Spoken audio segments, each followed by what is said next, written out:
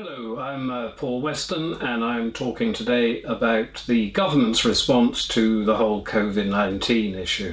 How many people have really died from COVID-19 rather than with COVID-19 is a legitimate question. But another question rarely asked is how many people have died as a direct result of the criminal incompetence of Boris Johnson's catastrophic government. Now, here are some figures from the July 24th Office for National Statistics report on total deaths in England and Wales. And the two highlighted columns show the deaths between week 13 and week 21. Now, just for clarification, week 1 began on January the 1st. The figures in yellow are total weekly deaths this year. The figures in blue are the weekly deaths averaged over the last 5 years. Now, up until week 13, the death rates were very similar to the 5-year average, but that all changed in week 13, which rose rapidly to twice as many deaths over a 3-week period, followed by a gradual decline to normality again by week 21. Now, over that 8-week period, we saw a total of 147,000 total deaths against a 5-year average of only 91,000. Meaning an extra 56,000 people died over that time frame. Now, why did COVID-19 suddenly become such a killer at the beginning of week 13? After all, it had been around for at least 3 months before that date, and the answer is simple. Week 13 equates to the 27th of March 2020, which is the date the government ordered the NHS to clear 25,000 patients out of the hospitals without checking them for COVID-19 and placing them into residential care homes filled with the old and the ill, the very people the British government knew were the most vulnerable to the COVID virus, having looked at the situation in Italy, which was several weeks ahead of us. And predictably enough, COVID-19 ripped through the care homes and killed tens of thousands of oldies. A BBC report, which incorporated Office for National Statistics data, stated there were 66,000 care home deaths in this timeframe compared to a 5-year average of 37,000, meaning approximately 30,000 excess deaths, all of which were attributable to COVID-19. Now, Health Secretary Matt Hancock has stated that ministers will accept no responsibility and take no blame for placing infected patients into the old folks' homes, and Chris Whitty, the government's somewhat lackluster chief medical officer, has mentioned that in hindsight it was a mistake to do so, which is a little like the Admiral of the Fleet suggesting that with the benefit of hindsight it had not been a good idea to hold barbecues in the magazines of warships containing, as they do, a fair old bit of high explosive.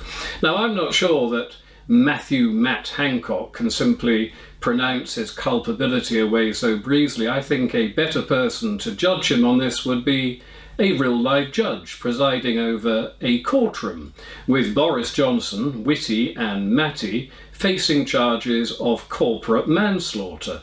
Now, as the old saying goes, who is the killer?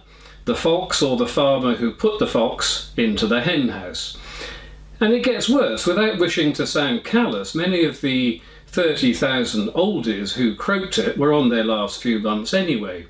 Unlike the 20,000 or so people suffering from heart, cancer and respiratory illnesses who died during April and May because the NHS, and don't forget to clap them, wanted nothing to do with them over the last 4 months and cancelled all their planned treatments. And these 20,000 needless deaths were not made up of very old people, but people who, had they been treated, could have lived for another 20 years. I'm not blaming the magisterially useless NHS for these deaths, though I'm blaming the government. We've all known for at least 2 months that COVID-19 just is not the killer disease that the government and their collaborators in the mainstream media have gone to surreal and propagandized lengths to lie to us about. And we have known that the hospitals are half empty and the doctors and nurses within them so bored they've been perfecting their dance routines for TikTok, or at least until they were banned from so doing for rather obvious public relations reasons. Any competent government would have looked at these half-empty hospitals and looked at the statistically irrelevant COVID death rates for people aged under 70 without existing life-threatening illnesses, and immediately reopened the hospitals for the cancer, respiratory and heart disease patients. But it isn't a competent government, though, is it? Instead of doing the right thing, Boris and co have doubled down on their COVID-19 hysteria instead and continued to watch as 20,000 non-COVID-19 patients died, even as the COVID virus slowly disappeared. And worse again, these power-crazed inadequates have block-booked the intensive care unit beds in all the private hospitals, which I gather are now largely empty. So even if you were prepared to mortgage your house to get a heart operation, you can't get into a private hospital, even though most of their beds are empty, because the NHS have block booked everything, despite the NHS hospitals themselves being half empty. This is the stuff of madness. And it gets worse again, I'm afraid to say, but that's for my next video. I will close this one with the observation that the excess deaths for 2020 are approximately 50,000 higher than the last 5-year average.